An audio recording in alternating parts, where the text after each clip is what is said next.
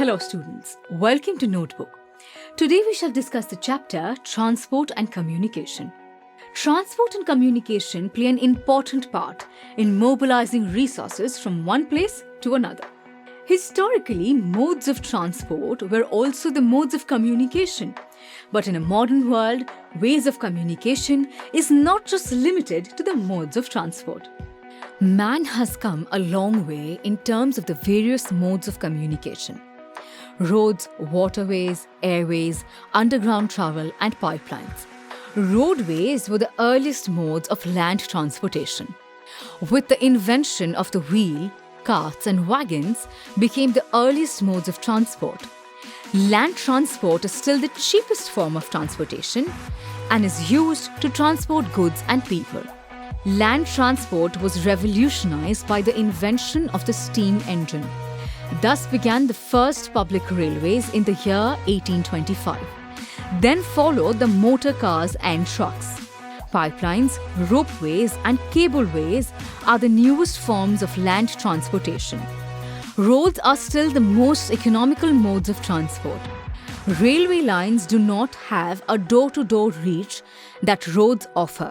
However, both metalled and unmetalled roads become non-serviceable during certain seasons in some areas of the world. Road construction and maintenance requires a lot of expenditure, and hence the quality of roads varies between developed and developing countries. Highways. Highways are metal roads connecting different cities and towns. Generally, highways are constructed at 80 m width, with separate traffic lanes and carriageways, flyovers. In developed countries, every city and port town is linked through highways. In North America, the highway density is high and places are closely linked. In India, the major highways are the National Highway No. 7, NH7, connecting Varanasi with Kanyakumari, and the Golden Quadrilateral or Super Expressway, which is to connect the metropolitans New Delhi, Mumbai, Bangalore, Chennai, Kolkata and Hyderabad. Border roads are laid along international boundaries. All countries have such roads to transport goods to border villages and military camps. Next, we come to railways. Railways are a mode of land transport that carry goods and passengers alike. There are three types of railway gauges: broad, more than 1.5 meter, standard, 1.44 meter, meter gauge, 1 meter, and smaller gauges. Brussels, Milan, London, Paris, and Berlin are some main rail heads. Belgium has the highest density of 1 kilometer of railway for every 6.5 square kilometers area. In Canada, railways are in the public sector. Japan, China, and India have the most dense railway network in Asia. South Africa makes up for most of the railway connectivity alone, accounting for 18,000 kilometers due to the connection of gold, diamond, and copper mining activities. Next, we come to transcontinental railways. Transcontinental railways were constructed to link two far ends of a continent for political purposes. These constructions were also meant to enhance economical travelling. Let's look at some of the important transcontinental railways. Trans-Siberian Railway, covering a distance of 9,332 kilometers, it is the longest route in Asia. It is also double-tracked and electrified. Thus, railway route connects St. Petersburg in the west to Vladivostok in the east and passes through important centers such as Moscow, Ufa, Irkutsk, Novosibirsk and Khabarovsk. The Australian Transcontinental Railway.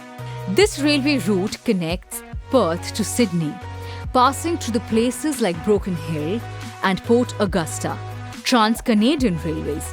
This Canadian rail route connects Halifax to Vancouver, passes through Montreal, Ottawa, Winnipeg, and Calgary. It is important for the economy as it is used to export meat and wheat. The Orient Express. This route runs from Paris to Istanbul and passes through important points such as the city of Strasbourg, Munich, Vienna, Budapest, and Belgrade. Export goods of this route are machinery, bacon, cheese, oats, wine, etc. Now, we shall talk about the water transport. This does not involve any route construction costs, as water bodies are linked to each other. Moreover, there is no surface friction causing wear and tear like roads. Water transport is divided into oceanic routes and inland waterways. Ocean transport routes are the easiest to carry goods in bulk. Most of the intercontinental goods transportation is carried out by ocean routes. Modern transportation ships are equipped with navigation technology that has made ocean travels way safer than it was earlier. Some major ocean routes are the Mediterranean Indian Ocean route. This route connects the industrial regions of the West Europe and West and South Africa, Southeast Asia, and the agricultural and livestock economies of New Zealand and Australia. The South Pacific Sea route is also used to connect Australia, New Zealand, and the Pacific Island and the Western Europe and North America. Honolulu is an important part of this route. Indonesia, Hong Kong, Philippines are some other places which are connected by this route. The Northern Atlantic Sea route, or the Big Trunk route. This is the busiest trade route in the world and connects the two major industrially developed regions, northeastern USA and northwestern Europe. The Cape of Good Hope Sea route. This route connects the West European and West African countries with Brazil, Uruguay and Argentina across Atlantic Ocean. We shall halt our discussion here for now. See you in the second part of the video lesson to continue with the chapter.